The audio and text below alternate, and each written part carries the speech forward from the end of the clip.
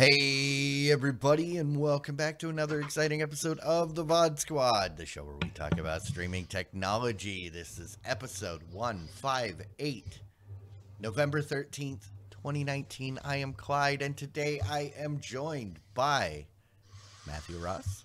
Hey guys. Jimmy Trammell. Hey guys, how's it going? It is going. It's not bad, actually. Yeah. There was a ton of snow when I... Oh, that's right. You were in the horrible winter thing going on right now. I'm so sorry. You're like a smack dab in the middle of it too, aren't you? I mean, by ton, I mean like about an inch, but still, This is the first day that it was like there in the morning, so everybody was freaking out. Nothing is plowed. And oh, yeah, we know. We know. His forecast is like 90% alligators. Yeah. and a chance of a crocodile. And humidity. but it is cool. It is cool enough to where the air conditioner's not running now. Oh, good. That's nice to know. I can't complain. We've had mild days and no rain for weeks now, so it's going to hit eventually. But so far, it's been delayed. Happy to have that. Yeah. But, you know, this... well, you know, we need Clyde to protect us from the White Walkers. This is my life for the next 6 to 9 months, so... I'm so sorry. Yeah, me too. Did you pick those numbers on purpose? No. Okay. That's just curious. Just curious. 6 to 9 months of winter.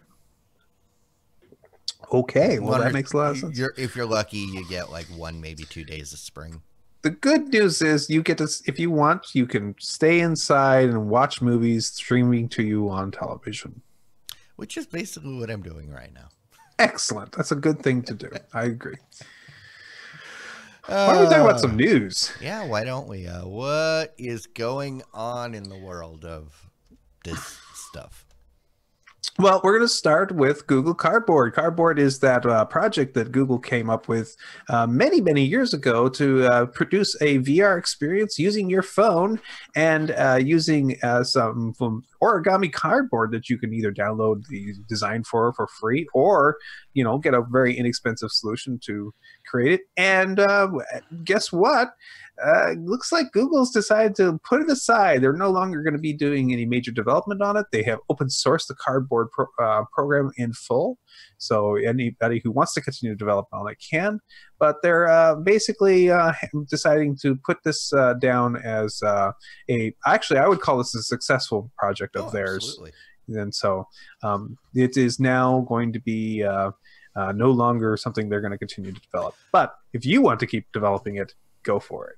You know, I actually think this is really cool and the responsible thing, or they're doing the responsible thing, because we talked a couple weeks ago about how Google basically killed off the Daydream, and they're no longer providing or working on it.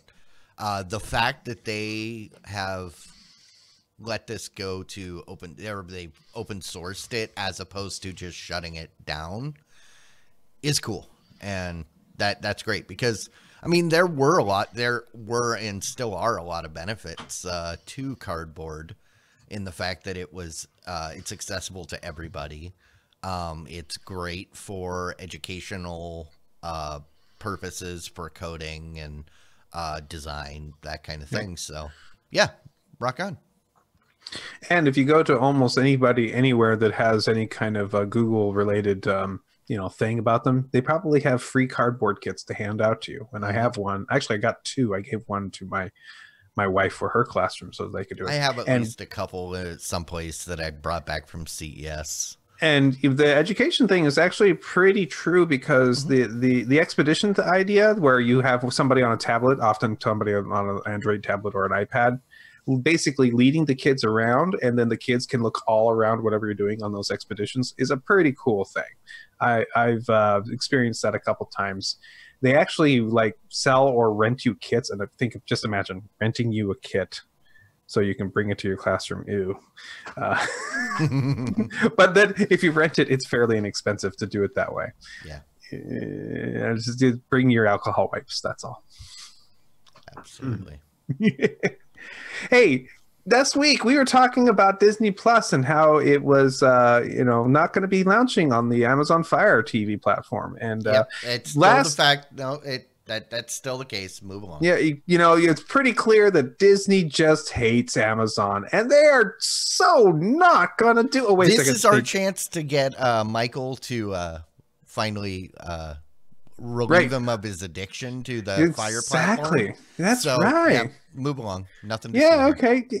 No, actually, they decided last minute to make a deal.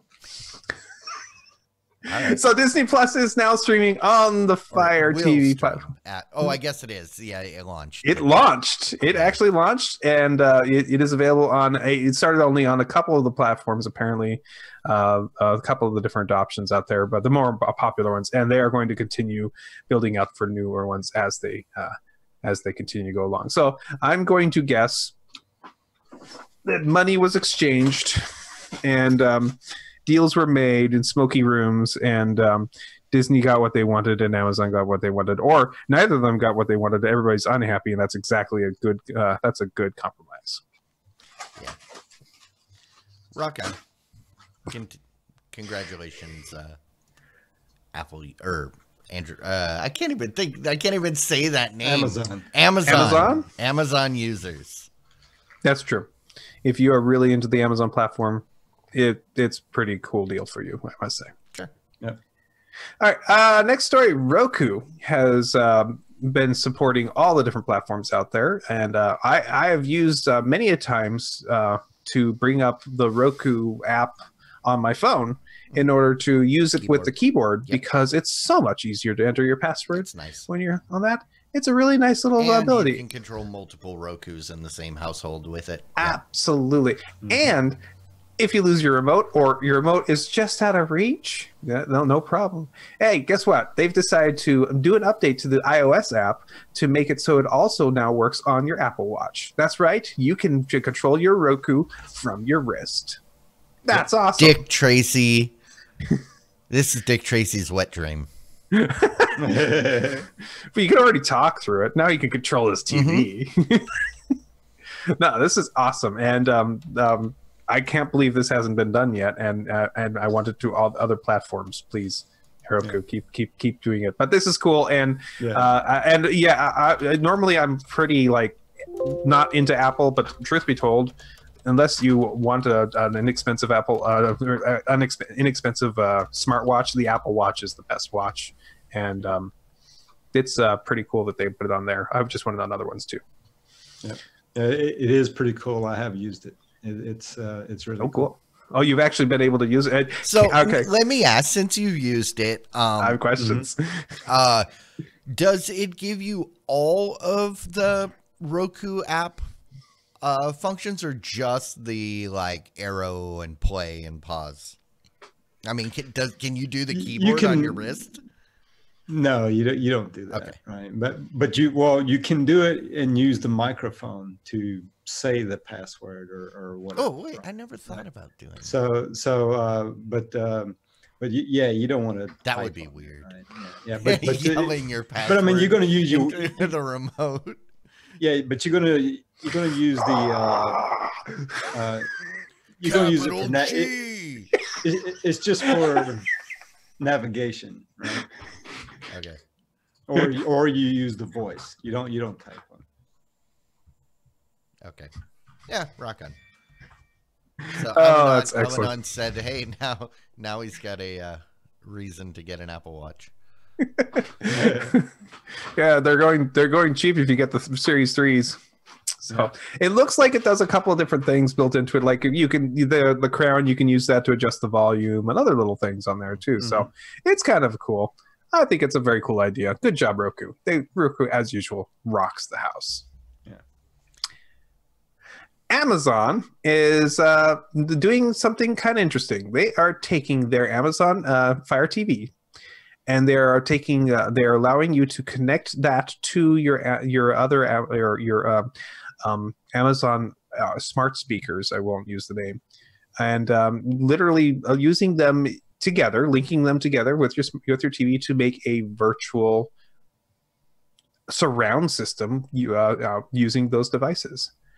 This means that if you have the correct equipment, you should be able to use your Echo Studio devices and be able to set them up in places in your room in order to produce basically a surround system with with Dolby Atmos support and everything. So it says it requires at least a Fire Stick 4K, a Fire Stick 3rd generation, the Fire Cube 1st generation, and the Fire Cube 2nd generation. So if you have one of those versions and then you have, I don't know, like extra Echoes that you just have laying around since we're giving them away, you can make your own high def surround sound system with that. That's great. I think everybody should have a speaker underneath every one of their seats. Makes sense. This is kind of cool. This is like a DIY home theater system. And I mean, I've talked before that the biggest drawback or downfall to home theater systems is wires. Having to run wires, because it's not always convenient for your satellite speakers. And this is really cool. Mm-hmm. I wonder how good it actually sounds.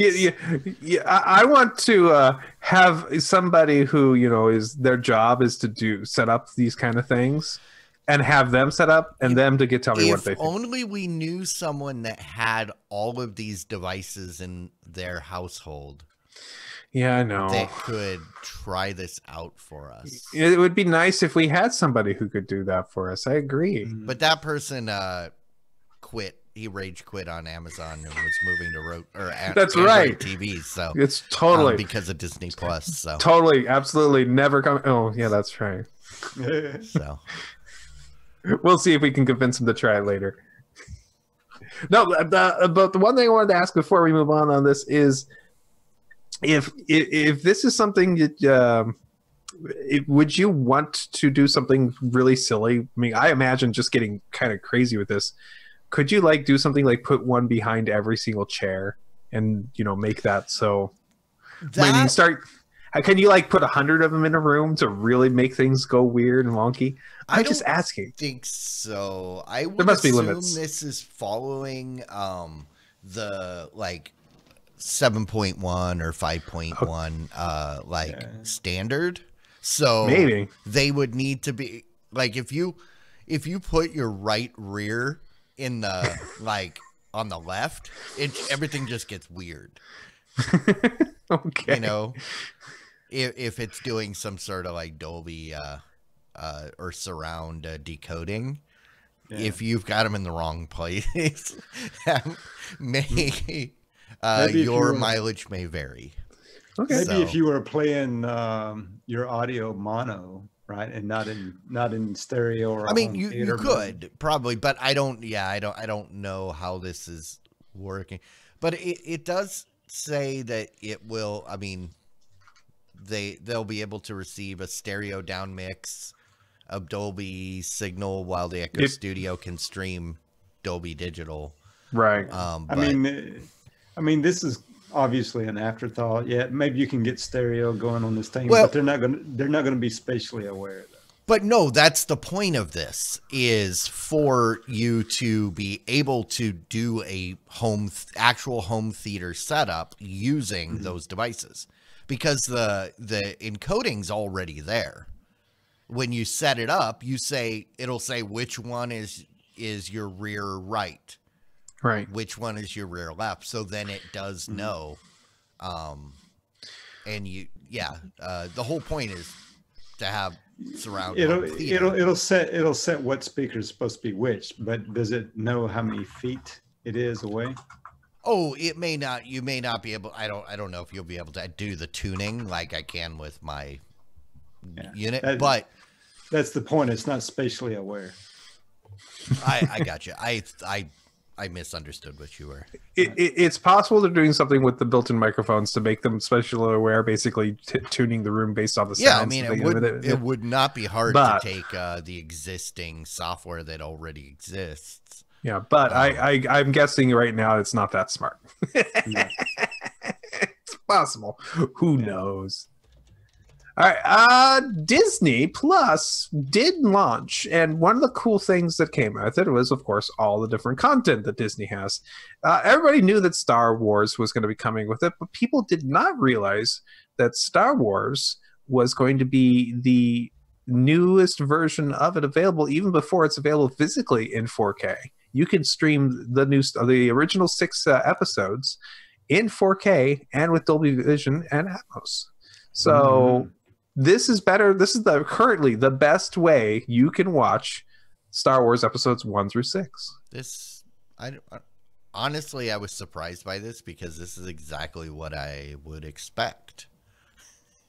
What do you mean by that? Oh, no, I mean, if, they're launching with this and we knew that 4K, these versions were coming, this is exactly what I would expect them to have on their site. I get what you're saying, but the thing is that it wasn't released in any other format first. And coming from LucasArts, who love to release things in a newer edition to get another $100 out of you. Normally they're not trying to drive traffic to a new product or a new platform. So like I said, I totally would have expected this. I don't get why people are, that it would be an exclusive here, even if they're not calling it an exclusive, and then to be released elsewhere later. This sets up an interesting test case. The test case being, hey, if you can stream the movie, would you still buy it? Because there are going to be those Star Wars nuts out there that already own high resolution, maybe not 4K, but really good copies of these movies. Like me, who, between me and my wife own probably 4 different versions of these movies. Well, the originals, the re-release, the special editions, and DVD versions. That's 4. If you look at my Amazon, collection, I have a ridiculous looking movie collection because I buy all of the movies that we watch for Movie Party. Oh, you do? I do. I buy them. Good for you. And then there are things that I could have streamed, right? Or even though I only watch it streaming, I do buy it just because I want it. Gotcha. Like my copy of The Greasy Strangler. But okay, back to my question is, now that we have before it was available for sale, if it's in a form that you can keep, people are still going to buy it. You think that people are willing to put down the money for a 4K version of the Star Wars series? A large portion of people? Because I don't know what the portion is, but if you look at it this way, the people that are watching it right now, there's no guarantee that they are gonna subscribe to Disney Plus forever. Right. But if they buy it, they can still watch it. It's theirs forever. They're subscribed or not. Fair enough. Because I mean, if you stay subscribed to Disney Plus just to watch these, that gets expensive fast. It's true. Well, so that's the way I would look at it. So here's my take on it. I think if you're a Gen Xer and older, you'll probably, like Clyde says, especially if you're a big fan, you'll probably buy it anyway, right? If you're younger than a Gen Xer, I think you'll just subscribe. But you weren't going to buy it to begin with. Exactly. I don't think my children have no concept of owning content. Right. Exactly. Right. Kind of like they have no concept of terrestrial channels. And this is what this is designed for, right? This is designed for the subscription generation, right? That, well, yeah, and that is the question: is will it make a big dent in the sales of that? And I suspect they will make some dent, but I'm just wondering if it's going to make a, sales were really low because they was available for streaming. Why did people buy it? I'm sure the people that would have bought it otherwise are still gonna buy it. All right, fair enough. That number each time they put out these releases is probably going down because, there's fewer and fewer every year of those people as they're replaced by younger people that don't care about owning. But yeah, I don't think it'll be that big of a hindrance. Okay. All right. Well, guess what, guys? Disney Plus did launch. It is basically the biggest news of the week for streaming news for us this week, quite frankly. And it went off without a hitch. Nobody had any problems. There weren't any issues people were having. There were no errors. People had no problem watching videos. Awesome. Sweet. No, next. No, I'm totally lying. I'm sorry. People had problems. We had people who were having various issues with connecting, where they would see an error where would saying they were having trouble connecting.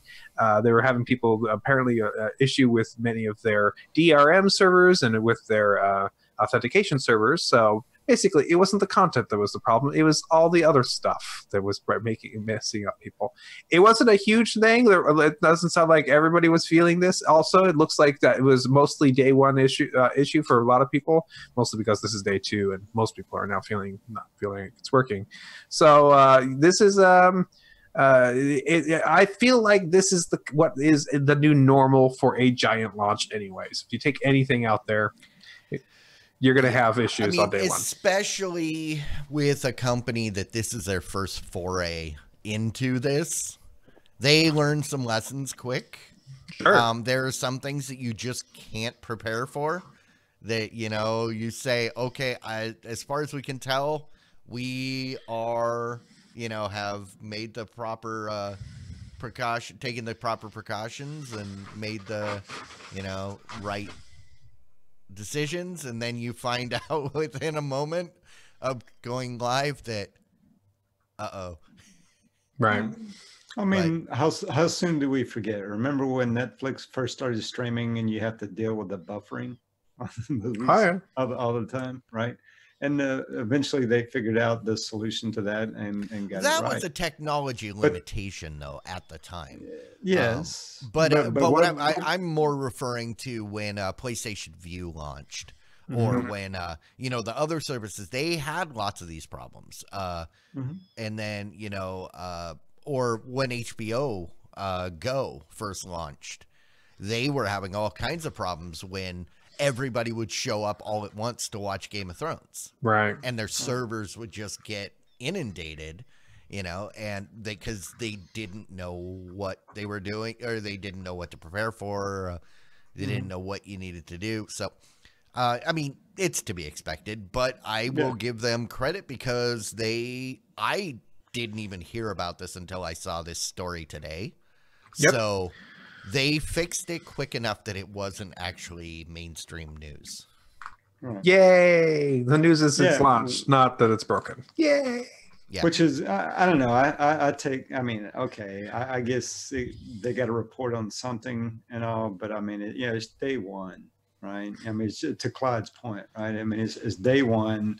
Okay, so maybe they had a hiccup in some areas. I know I was watching it, last night. I was watching The Mandalorian, also watched the Jeff Goldblum, right? And I didn't experience any of this. Can I just say something a little off topic? Sure, go ahead. I don't get The Mandalorian.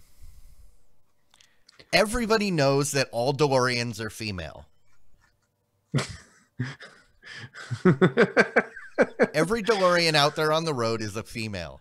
So what is this about a Mandalorian? Okay, so you'll have to forgive me. Obviously, we're going to stay off topic for a minute. Why is every DeLorean female? Because that's just the way it's always been since the beginning of time. Okay, I just didn't know that. I really didn't know. Why do I care about a Mandalorian? Well, you know, he's also covered in chromes, or he's got the steel, you know, the steel He's siding and all that. stainless. He's stainless. Actually, he's not stainless. Okay, He's then got he's not- stains. Then he's not a DeLorean. He's got stains. No, that's all right. I'm gonna skip another story further down, a little up, because it keeps it up with the Disney Plus theme. The story we're doing is Disney Plus has made it already to 10 million accounts. That's right. Only 24 hours into Disney Plus, and we've already been able to have 10 million various accounts signed into it. That's actually pretty impressive. So as I For put day in one. the show notes, Disney Plus. Oh, is it a few people have signed up for Disney Plus? A few people. A few people. That being said, that's true because like Hulu has 28 million, so and Netflix has 60 million. What is Apple TV right now? I have no idea. Jimmy should know. You're the resident Apple guy. I don't know. I mean, I would imagine they have. They don't have like a ticker automatically built into all iDevices showing you current how many millions numbers? of iPhones have they sold since September? That's probably how many they have. Yeah, I don't know. I'm just curious. I'm waiting. I'm waiting for somebody's gonna provide the side by side. Well, according to CNBC in October of this year, the story says that the Apple will rack up 100 million subscribers in its first year. Yeah. Well, that's because that's insane. Yeah, but that's because they're giving it away, right? I mean, Apple. This is for Apple, at least for right now. It's more of in my opinion, it's more of a platform play. Right, mm-hmm. They're putting out some good content, right? But it's not a lot yet, right? And can you really compare the content that Apple has right now to Disney Plus? No, you can't. Now, maybe eventually they will get there, but right now, today, you just can't really compare those two. And the problem is, I want the actual numbers of how many people are using it, not how many subscriptions have they given away, because if everybody in my household got an iPhone and an iPad, so that would be essentially 4 people that would get a free, but if we're all using it under one account, they're still going to count it as, 4 people have signed up for the thing, and it's like no. Well, if they're all using the same account, it would just be one account. I know, but they're counting the numbers of how many subscriptions. He means CNBC's the numbers that CNBC is using when they say 100 million people. Right. Well, they're going off of because of the devices. They're going off how many devices. And that's my point. There's a disparity between. I want to know how many people are actually using it, like actual users, and not. That would be like AOL sending out a disc to everybody and saying, "Hey, we have 7 billion, subscriptions out there." I mean, you do have to sign up for it, even if you do buy the device. Mm-hmm. Right? But okay, that just sidejack. I was curious about that. That's okay. It's perfectly fine. We should get back onto Disney Plus. No, actually, we're done about Disney Plus. We're going to talk about Netflix. Netflix, last week, we talked about the fact that even more of their very old platforms were losing their ability to be streamed on various things like old Roku devices, old Samsung TVs, old other types of TVs, like the Vizio ones. And so in an interview, one of the guys, a Netflix spokesman, was talking to Gizmodo, and he was able to elaborate on the reason why those older devices are going to stop playing using getting to be able to watch Netflix. The reason why is because the Netflix had been for use using a kind of DRM called Windows Media DRM. It was standard at the time, was pretty popular with lots of different platforms, including Netflix. But since then, Microsoft has moved on from Windows Media DRM to a new version of their DRM called Microsoft Play Ready. Microsoft Play Ready is newer, able to do newer and greater things, probably has more support for They've been using it since 2010. better and harder to break in DRM. I'm sure it's better in every way, right? But it is something that apparently is not supported on some of these older platforms. My guess, personally, is that it's something that doesn't support the chipsets inside of these various old platforms. That maybe has some type of requirement that these chipsets can't support anymore, and thus these old devices will no longer be able to do it. In other words, it's perfectly okay. These old devices would be able to stream content to you. They just can't get the DRM to work. Yep. Well, and it's, the whole reason, I mean, this change, the change in the DRM type was in 2010. Yeah. So, I mean, and if your device doesn't support it, it's old enough that it's time for a new one. Since it's okay, since it's been a long time, 9 years since that DRM has been changed up, and a replacement device is pretty inexpensive at $35. I mean, as we pointed out, the devices, let's say for example, the Roku devices that Netflix is going black on, aren't even supported by Roku anymore. That's true. So Netflix went far beyond what they needed to in as a good steward of technology. So that I say, thank you to Netflix and good job for seeing it this far. Agreed. Apple TV is now going to be available on more of your Amazon Fire devices. Initially, it was only available on, I believe, 2 different devices, which made it only so some of the very newest devices could watch the Apple streaming service. It looks like they've added a couple more devices for you, the Fire TV Cube and the 3rd generation Fire TV, which is now available for support on these devices. You're shaking your hand. I think I just figured something out. I was gonna say it was a November miracle that both Disney Plus and Apple TV Plus came to the Amazon Fire devices like in the same week, but then now I'm realizing I don't think it was I think it was just a limitation that the Amazon devices couldn't support Plus. Yeah, maybe they needed to update the Unicode to support that character, is what you're thinking? Yes, because they never supported Google Plus back in the day, right? No, they didn't. No, they didn't support Google Plus. It's more evidence for that's right. What other pluses are there? That's the one thing that these two have in common, and then they both just happen to come at the same time. Tinfoil hat. I think, coincidence is too strong for it to be anything else. Also, the fact that that they both came out at the same time, it's not possible that those two are competing against each other. Could it be? No, okay. Just thought. I'll put that away. That's okay. It can't be that.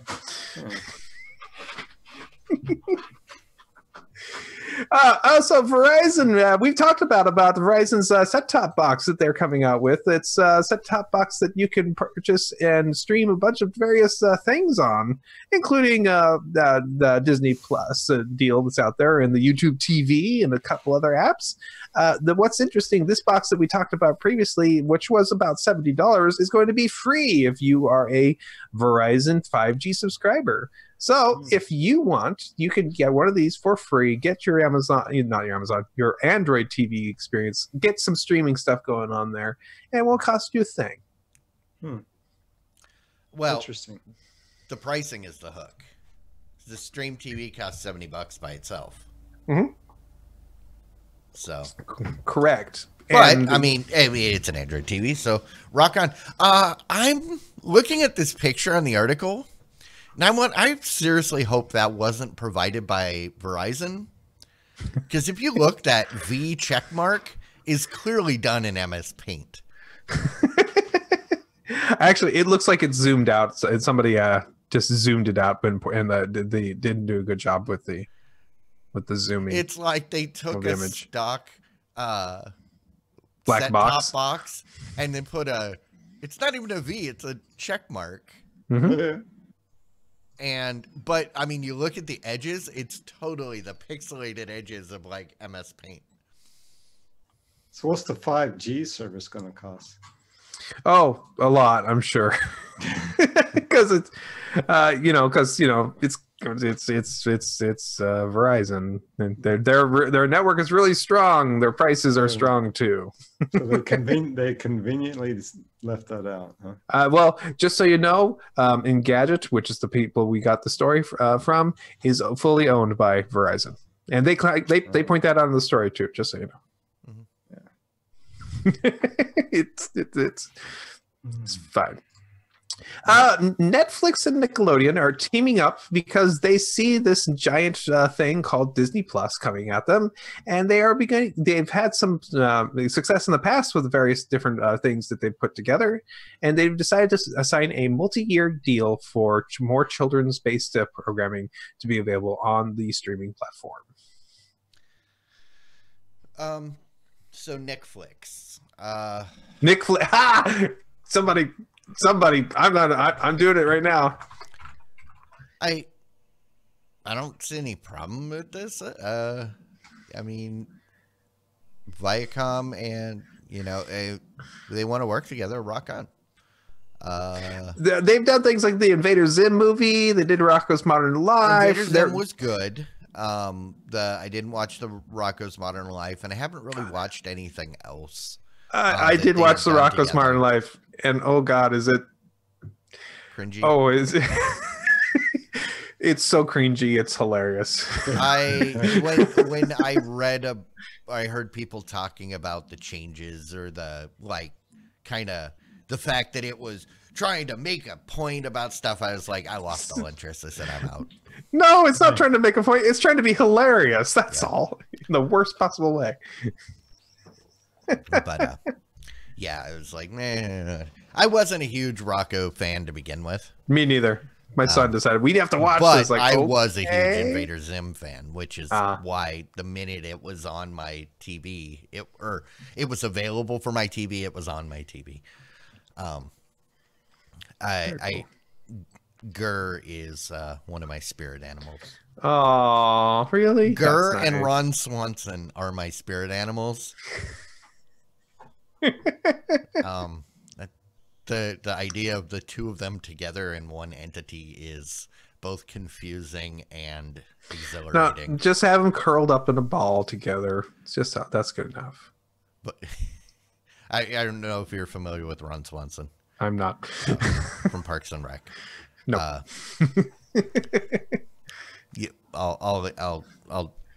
We'll talk about it later. All right. And we have one more story. This is a story that I just couldn't help. I had to put it on. HBO, which is a it's a popular television service with some pretty good shows. They've people been streaming it a lot recently instead of watching it together with their family and their friends. And we're in an age of spoiler culture, so because streaming is now more one-to-one than it has ever been before, and because people don't necessarily want to know what happened on Game of Thrones last week, HBO is now offering you a big cardboard box so that you can watch your HBO in privacy. I'm not kidding, folks. HBO, home box office, is offering you a box to watch at home. A box office for you to watch at home. Home box office box. Yeah, that just rolls right off the tongue, doesn't it? This is The Box by Hooli. Make sure you put the Gavin signature on it, right? Oh, this is so good. Okay. I love this story. I'm sorry. This is so good. This is literally the most ridiculous thing that I've ever heard. I mean, you've got people that are forced to live in boxes, and some college kid is gonna get a box too, just so. Oh yeah, for privacy reasons. They make these things called sheets. Yeah, but that's just like when you carry out something in a nice bag, from the store, from a wine store, and then the same next guy carries out in a plastic in a paper bag, brown paper bag. It just doesn't look the same. Doesn't look right. Just saying. Don't know what to tell you. I don't know. I might want one of these. I don't know, just to have. Okay, so you are now tasked with requesting one of these, and then you can give us a. And give you my opinion on it. We want a report back from your wife on how ridiculous you look. I might provide picture evidence of that. That's no problem. I'm imagining like a refrigerator box with leg holes. And then a tinfoil. So if you're sitting up, on top. then it sits down in a seal around you. So all you see is a cardboard box with legs sticking out of the front. That's what I'm imagining from this thing. Well, there is a picture of it kind of like that. Okay. Oh, that's hilarious. All right. Well, that's the news for the week, guys. Thanks for paying some attention to our Disney Plus blather. All righty. And that takes us to the point in the show where we'd like to thank all of you that support us out of your own volition and the kindness of your hearts, even though we don't quite understand why. But it is not my place to question your motivations. It is mine, though. It is? All right. Well, then, in that but case, I will question in silence. So it's okay. More as a philosophical exercise? Yes. Okay. And no. Not a judging, like more of a judgment. Sometimes, but not always. But yeah. So thank you for those of you that have been supporting us over the last year. And then if you're not currently a supporter and you would like to contribute in one way or another, that's patreon.com/thevodsquad. This show will always be free, but tips are welcome. Indeed. Alrighty, and you know what?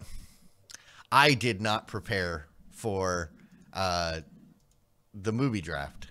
I think you should just play this file and let everybody hear. Let me do that. Let me vamp real quick while I try to find the link for the... The good news is that this week we get to continue to see the wonderful world of what's been going on with my spreadsheet in the system here, which is constantly breaking right now. I am working hard on figuring out a way of making it so whenever the spreadsheet gets updated, it keeps a copy of the current highest number so that it will then never... these empty spots will no longer come up, which is what's really annoying right now. Unfortunately, there's no way to do that directly out of the Google Sheet internal API, so I'm going to have to learn some JavaScript scripting to make that happen. But I don't think it'll be too hard. Alrighty, well, let's see if I can throw it over to the big voice Jay. We are red, right? We are red. All right, red. Here we go. Welcome to your Red League Movie Draft Minute, presented by DiamondClub.tv for the week of November 11th, 2019. I'm your host, Big Voice Jay, brought to you by Polaroid. It's what happens when you sit on the ice too long. Let's go to the scoreboard. Team BS with BNS is in last place, still waiting for the first film. Team Movie Party gets $16 million from Playing with Fire, and fifth place with $26.2 million. Team Geek.io gets $14 million from Last Christmas, and fourth place with $68.1 million. Team Mixtape gets $17 million from Dr. Sleep, and third place with $84.9 million. Team Game Night is in second place with $143.8 million. And in first place with $433.6 million, it's Team VOD Squad. That's your Stream Team Movie Draft Minute. For up-to-date listings, follow Stream Team Draft on Twitter.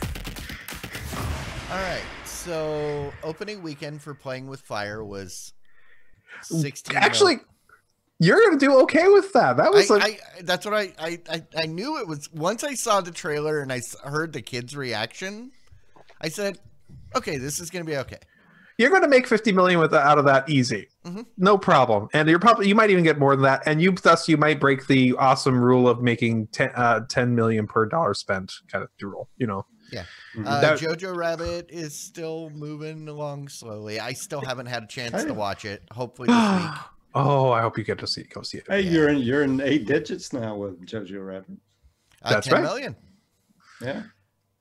So yeah, and you basically caught up to Parasite, and Parasite also is having the same slow start too. Yeah, so. I mean, because Jojo Rabbit finally went wider last weekend.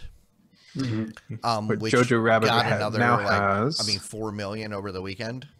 Jojo Rabbit is now at 798 theaters, so you probably now have one near you.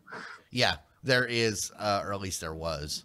I can't believe it's only 798 theaters. That's it. Yeah.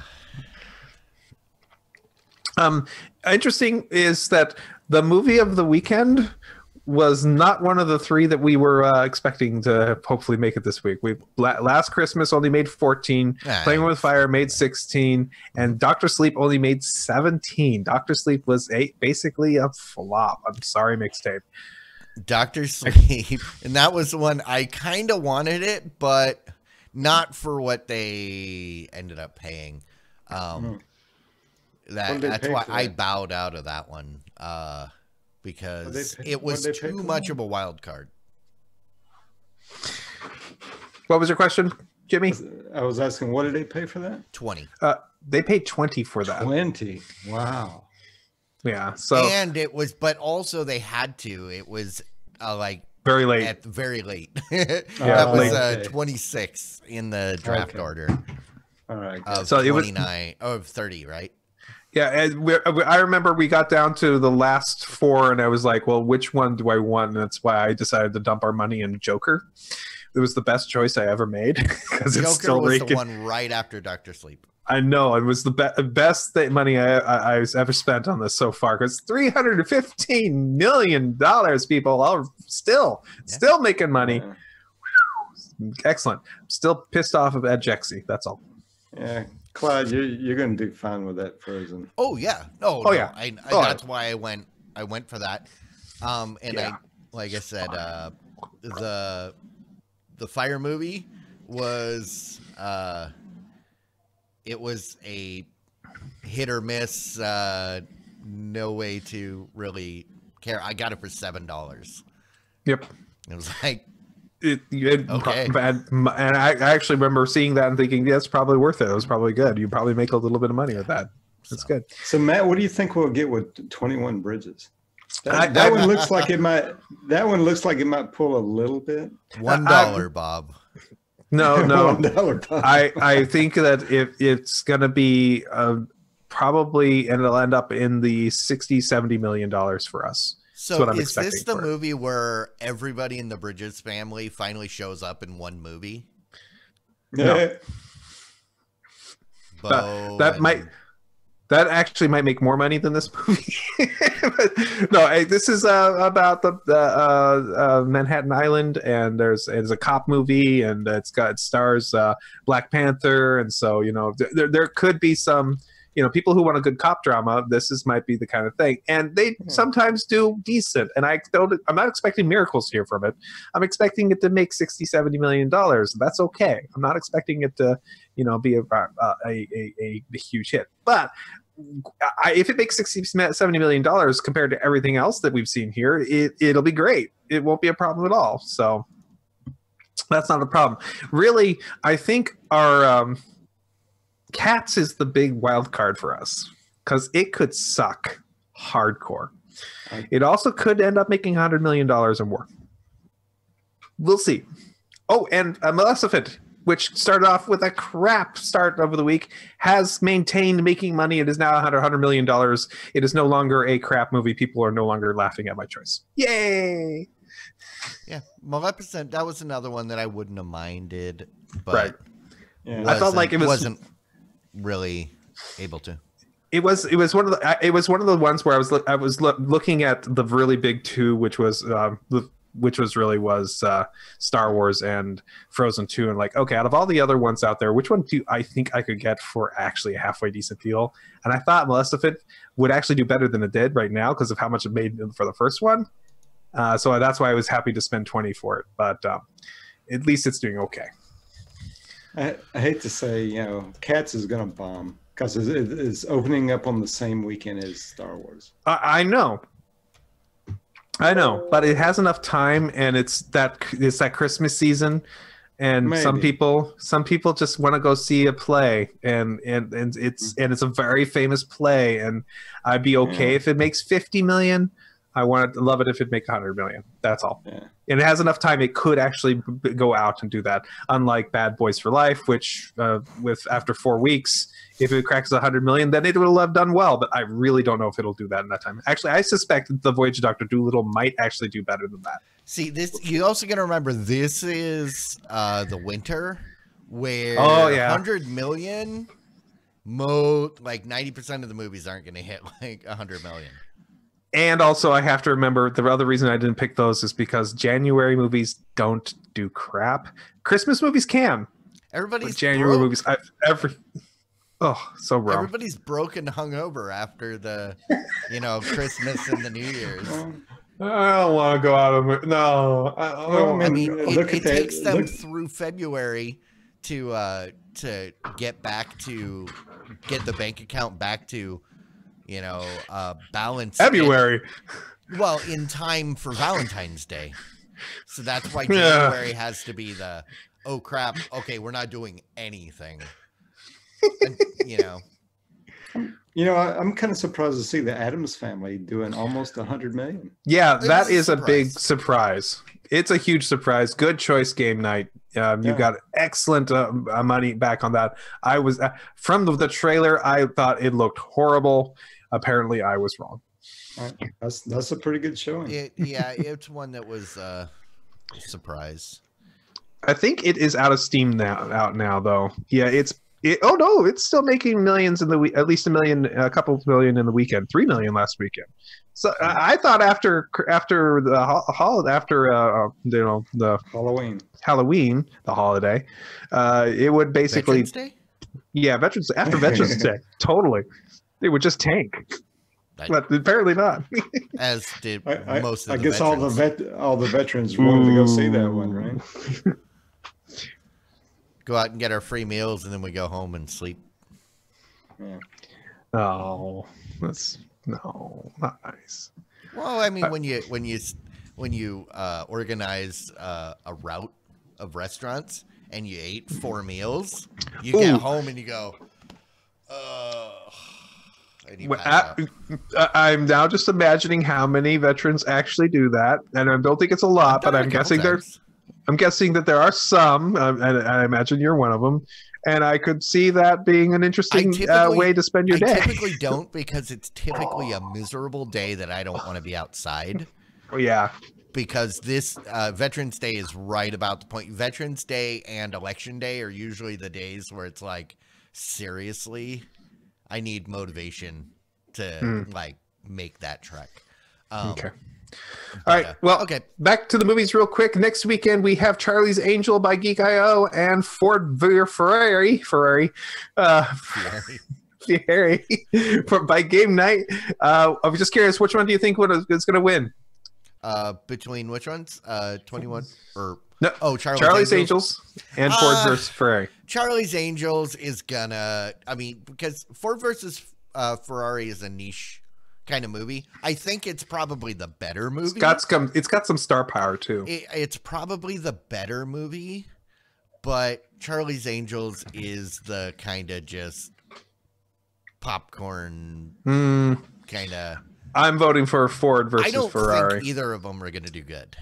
I think but my guess is Charlie's Angels of the two of them. I'm guessing that one of the two will do at least 40 million this weekend, which is a decent showing. And my guess is it's going to be Ford versus Ferrari. We'll see. Yeah, we'll see.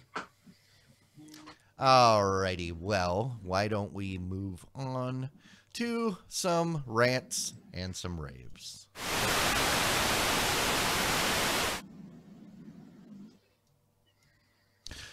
All right, rants, raves. What do you got? Oh, so, you know, I don't get into watching a lot of shows. I'm very careful about picking my shows because sometimes a show is something I can watch casually, and and then sometimes it's a show that I really get into and I really can't suck myself out of it. And particularly that's true with good anime. And so I really am careful about it because if I'm going to watch it, I'm going to watch probably just binge it all and stay There's up a until reason 2 I o'clock pay in the morning. $5 a month for Funimation now. So I'm very careful of choosing what I decide to do. And I was talking to somebody and saying, I want to watch another anime, but I don't know what to watch. I haven't decided. And the person said, you need to watch My Hero Academia.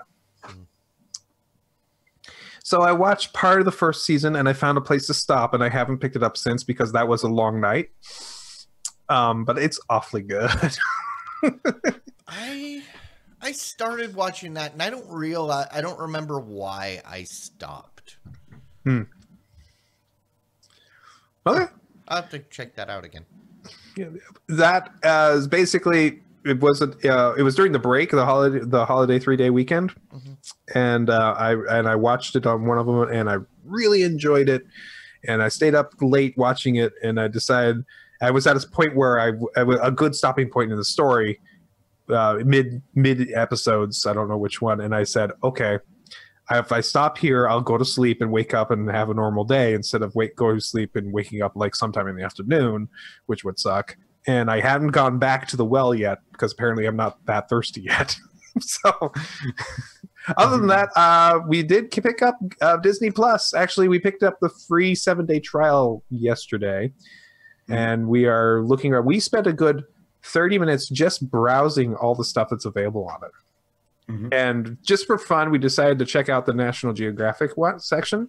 There's a surprising amount of stuff in there. If you're interested in, if you think I don't care about Disney, I don't care about Marvel, I don't care about Star Wars. There's actually some decent stuff in the National Geographic section as well. So it's not all just that. So give it a look. It's free to try. All right. Jimmy? Yeah. So I, too, I've already subscribed to Disney Plus, and I am enjoying my free subscription of Apple TV Plus.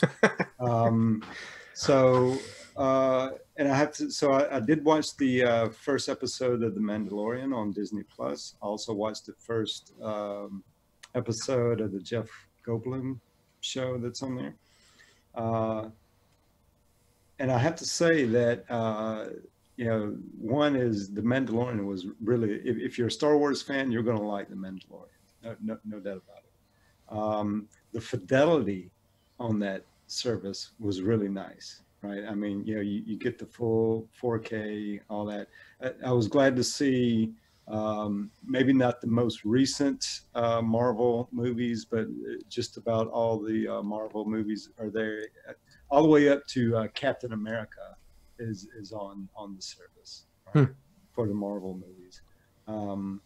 And as Matt mentioned, the National Geographic content seemed really nice. I haven't checked out any of those shows yet, but I saw some out there that interest me. But yeah, really good service. I signed up for it. I jumped on the 3-year deal that they had. I think it was $130 or $40, whatever it was, for 3 years. So I jumped on that. And then also, too, I'll mention quickly I think last week I talked about Apple TV Plus. The only show I mentioned was the morning show, which is a good one. I like that one. I'm watching. The 4th episode came out last Friday.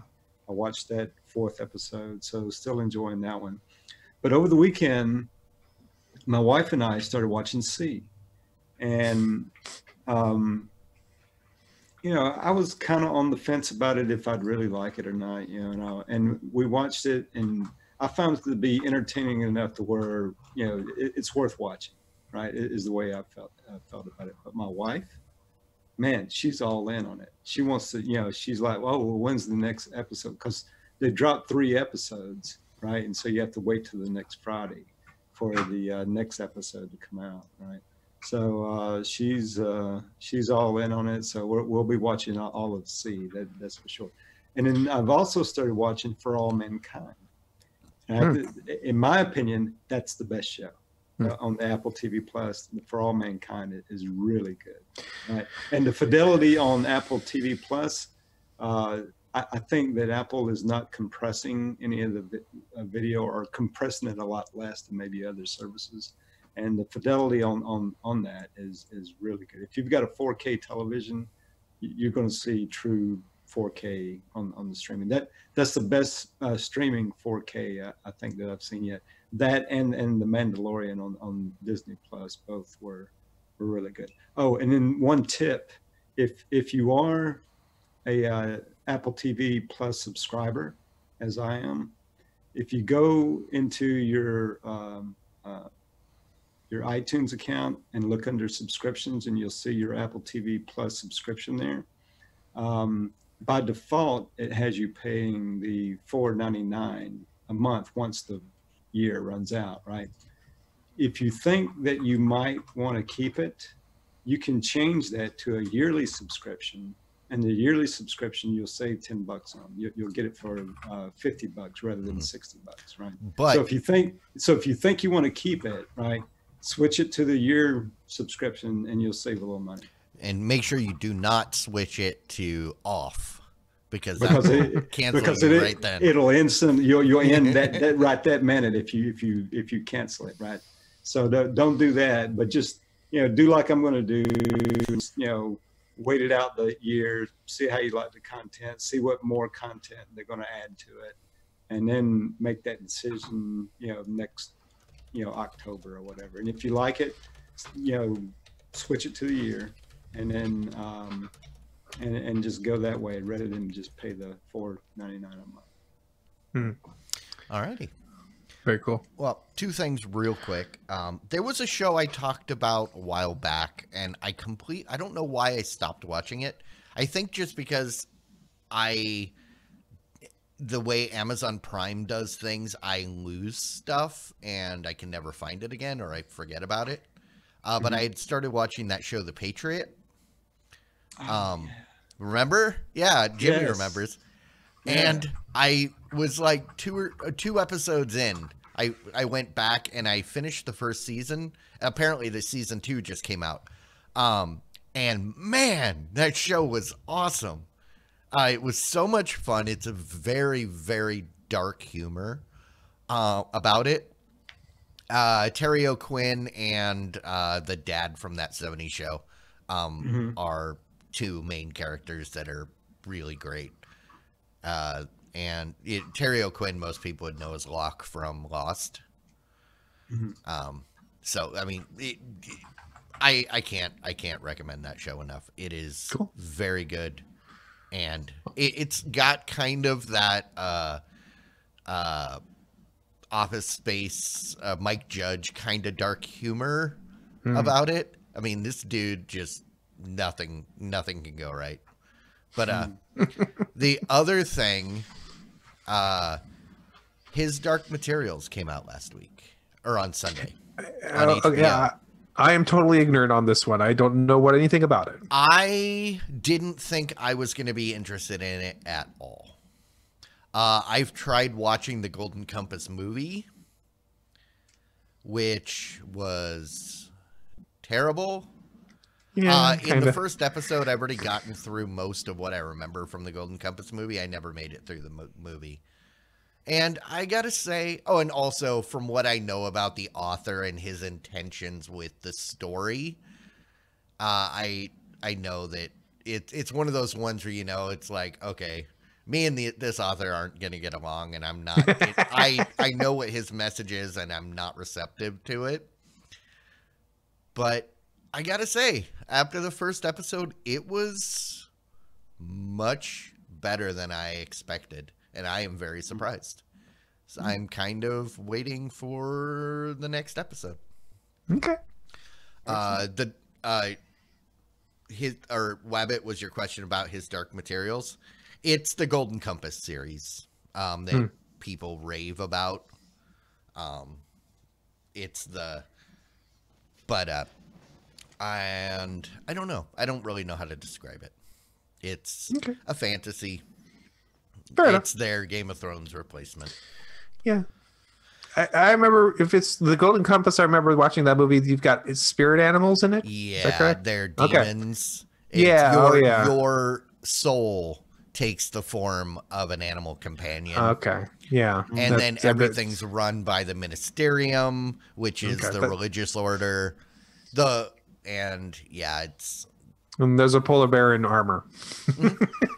Okay. Polar bears are that's the thing that I always remembered was, I didn't know what his Dark Materials was until when I saw the trailer. I was like, I don't know what this is. And then I saw a polar bear and I went, oh, is this that Golden Compass thing? Yeah. So, yeah, it's interesting. Very cool. Well, I'll just leave it at that. Well, I might check it out. Yeah. If you've got HBO, you may as well. And that new Mrs. Fletcher show is actually kind of funny. That was another one I didn't think I was going to even watch, but that's another story for another day. But alrighty, well, we should probably go ahead and wrap this up. So I will say thank you to everybody for hanging out with us tonight. Thank you guys for joining me. Special thank you goes to Webbit Magic, who's been taking care of the video, making sure that it is making it onto YouTube every week. Big thanks. I owe you a lot. And then, it's official. It's out there. A lot. Define a lot. Maybe after the episode. That's the thing. It's indescribable. Oh, well, okay. I could describe it, but we'll keep on going. Your expectation doesn't necessarily have to meet up to my intention. Oh, come on.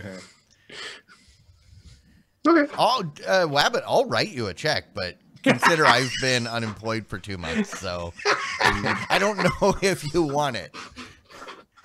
It might damage your ceiling when it bounces. But yeah, thanks everybody. If you're checking this out for the first time or watching this after the fact, we do this live every Wednesday night, 9 p.m. Central. There is a new stream calendar on the Diamond Club Discord. Go there, check out for other streams that we can be supporting. I don't remember where it's at. If you look, it's in there someplace. I think it's up at the top. Oh, yep, schedule. # schedule. So Bryce has been putting that together. Thanks to Bryce for getting us listed on there. If you haven't been watching us live, join us. 9 p.m. Central, Wednesday night here on Twitch. It's a lot of fun. We get to put in titles and talk crap. And those of you watching, go over to tvs.showbot.tv right now. Start voting for the titles that you think should be considered. And, movie party. Don't forget, everybody, it's movie party Saturday. This Saturday at 10 p.m. Central. We will be watching Blazing Saddles and Stranger Than Fiction. This is our 3rd anniversary. We will be watching 2 good movies where we will all be on our best behavior so that people can enjoy the movie as intended. It's going to be weird. It's going to be really weird. But you know what? It's an experiment. And we're going to have fun. So hope to see everybody there. And that's it. I'm done. All right. And with that means we're at the end of the episode? We are. Oh, no. It's about time to turn on the post show. So before I can do that, I got to do this. See you later. Bye. Diamond Club hopes you have enjoyed this program.